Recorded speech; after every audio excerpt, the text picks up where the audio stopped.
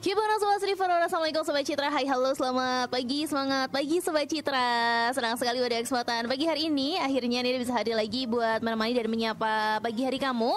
Tapi berbeda dengan hari-hari biasanya, yang biasanya Nida bisa siaran sendiri aja. Kali ini Nida udah ditemani dengan dua narasumber dalam sajian talk show kesehatan bersama Puskesmas Wonosobo 1. Dan di hadapan Nida sudah ada dua narasumber yang sangat luar biasa. Ada Yuli Astuti EKW AMD Cup. Assalamualaikum Mbak Yuli. Oke, ada juga Mbak Arija Dika YSKM. Selamat pagi Mbak Arija. Halo, selamat pagi Mbak. Oke, ini udah di depan Aida udah ada dua pakar ahli kesehatan ya. Ya nanti kita bakal berbincang-bincang tentunya tentang tema yang sudah Sobat Citra ketahui tadi, yang buat yang follow akun sosial media Citra FM pasti sudah tahu karena sudah di-share juga. Kali ini kita di kesempatan pagi hari ini bakal membahas tentang penyakit tidak menular di era COVID-19 gitu ya. Karena kita udah tahu bersama bahwa ketika kita bahas COVID-19 biasanya banyak sekali penyakit-penyakit menular gitu ya, terutama virus COVID sendiri, flu dan lain sebagainya. Dan nanti kita bakal ketahui bersama ternyata ada loh penyakit tidak menular di tengah wabah COVID-19 ini. Oke. Langsung ke tahap pertama aja. Naida juga penasaran banget karena kita kan nanti bahasnya bakal tentang penyakit tidak menular. Nah, Naida bakal tanya dulu, apa sih sebenarnya penyakit tidak menular itu gitu. Mungkin bisa dijelaskan dari Mbak Yuli dulu. Oh ya. Jadi kalau penyakit tidak menular itu sebenarnya penyakit lebih ke arah yang degeneratif, keturunan, mungkin juga bisa karena gaya hidup atau lifestyle gitu ya. Jadi kita ambil yang 3 terbesar, mungkin nggak hanya di Indonesia tapi mungkin di dunia ya. Jadi ada yang pertama itu ada penyakit jantung, terus kemudian yang kedua itu ada hipertensi, dan yang ketiga terbesar itu adalah diabetes mellitus atau biasa disingkat DMG. Ya, jadi ini kalau menurut penelitiannya memang kan kesannya tidak ada sangkut pautnya ya.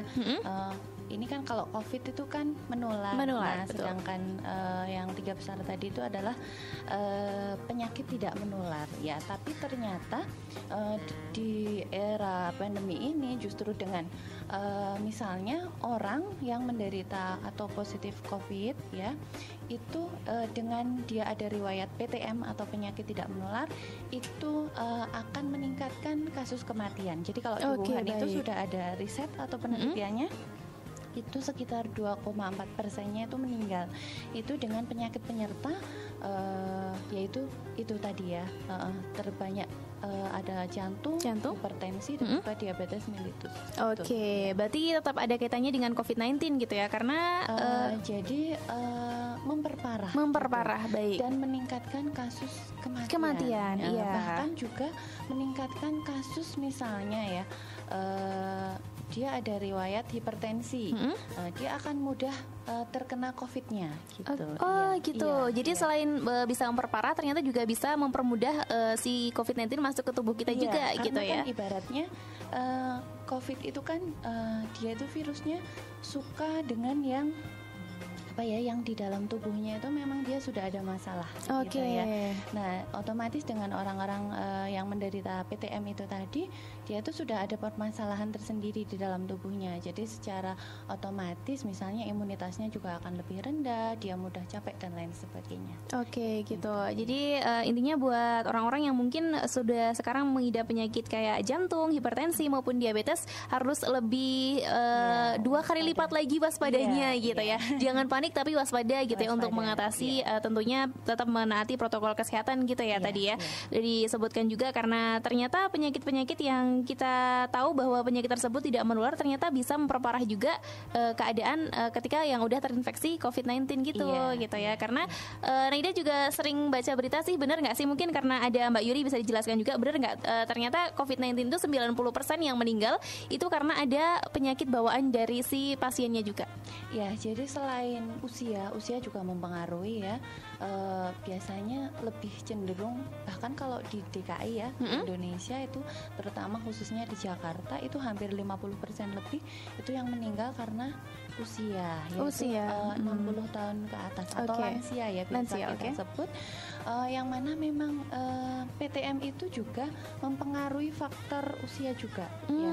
Jadi karena tadi ya saya sebutkan bahwa PTM itu adalah penyakit degeneratif, jadi dia akan meningkat risiko PTM-nya dengan bertambahnya usia. Oke.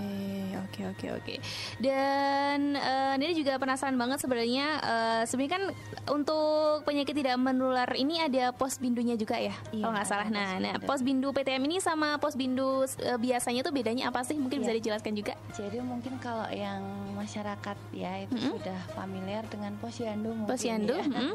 Ya, kalau posbindu itu ya pos pembinaan terpadu ya. Bedanya sama posyandu? Kalau posyandu itu kan pos pelayanan terpadu. Jadi selain dari itu tadi pengertian, juga yang membedakan adalah sasarannya. Ya, kalau posbindu PTM itu sasarannya itu 15 sampai 59 tahun. Yang mana memang itu adalah sasaran usia produktif. Iya. Jadi kan kalau misalnya mungkin selama ini itu kan untuk masyarakat itu, wah kalau saya usianya kan sudah tidak balita lagi nih. Kalau balita biasanya kan di posyandu gitu. Kalau misalnya usia sekolah biasanya ada screening pemeriksaan kesehatan anak sekolah gitu lah. Kalau yang misalnya 15, kalau di Indonesia kan masih wajib belajar 9 tahun ya. Misalnya 15 tahun sudah lulus SMP lah, ini gimana mau memeriksakan diri atau men-screening kesehatannya kemana lah, itu bisa datang ke posbindu. Jadi terus kalau misalnya yang sudah lebih dari 59 kan 60. Nah, kalau kita kan sudah ada pos lansia ya. Pos lansia. Beda lagi berarti ya. Posyandu lansia ya. Sebenarnya kalau lebih tepatnya sih pos lansia. Yaitu pemeriksaan kesehatan atau screening kesehatan usia lanjut ya. 60 tahun ya mulainya. Gitu. Jadi sebenarnya sudah banyak sekali fasilitas kesehatan yang disediakan oleh pemerintah maupun masyarakat setempat gitu ya.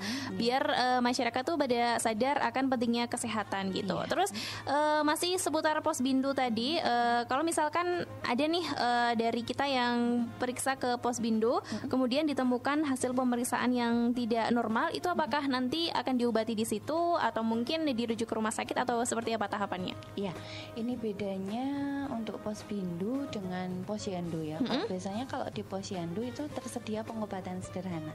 Tapi karena kita itu kan kalau di posbindu itu adalah sasarannya itu kan lebih ke arah yang PTM-nya. Jadi kita lebih fokus ke screening atau deteksi secara dini penyakit tidak menular. Jadi kalau misalnya ditemukan ada hasil yang tidak normal, itu kita lihat dulu.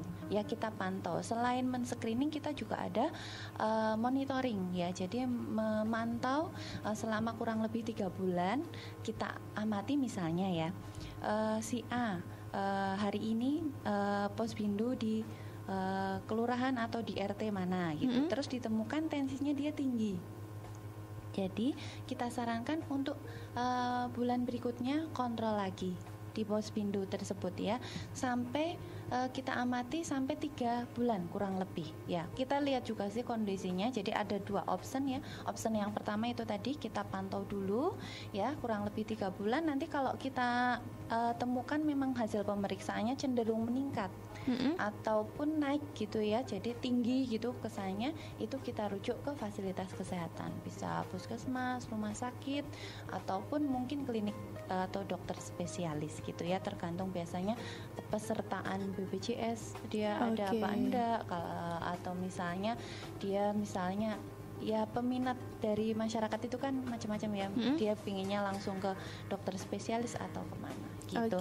Tapi untuk option yang kedua itu misalnya kita temukan hasil pemeriksaan yang harus dilakukan rujukan segera, dalam artian mendesak. Misalnya dari hasil pemeriksaan itu kita temukan misalnya ada nyeri dada. Nah, kemungkinan ini kan jantung. Nah, kalau jantung itu kan beda juga ya pemantauannya dengan misalnya hipertensi atau diabetes mellitus yang mana tidak begitu mendesak misalnya. Nah, itu kita lakukan rujukan segera gitu. Atau kita lihat kondisi umum pasiennya dulu. Misalnya kondisinya memang sudah mengindikasikan untuk dilakukan rujukan segera, ya kita rujuk. Oke, berarti situasional. Oke. Gitu, ya. Namun dalam Posbindu sendiri berarti tersedia obat di dalamnya gitu, iya. obat dan kalau untuk Posbindu itu kita tidak menyediakan obat, karena kita konsep dasarnya adalah melakukan screening kesehatan. Oh, berarti cuma screening kesehatan aja gitu. Terus nanti diadakan pemantauan seperti yang tadi dijelaskan, baru ketika sudah tahapannya sudah kayak harus dirujuk, baru dirujuk gitu ya. Oke, seperti itu. Jadi seperti itu Sobat Citra. Nanti buat Sobat Citra yang mungkin punya pertanyaan seputar apa aja penyakit-penyakit yang tidak menular tapi berbahaya gitu ya. Terus kaitannya juga nanti bakal memperburuk ketika kamu sakit COVID nggak sih gitu. Nanti juga bisa kirim pertanyaannya melalui WhatsApp kita di 0823 2212 9 4 kali, atau bisa juga melalui DM Instagram kita di @citrafm official. Jangan kemana-mana, tetap stay tune di 98.8 Citra FM. Wonosobo banget.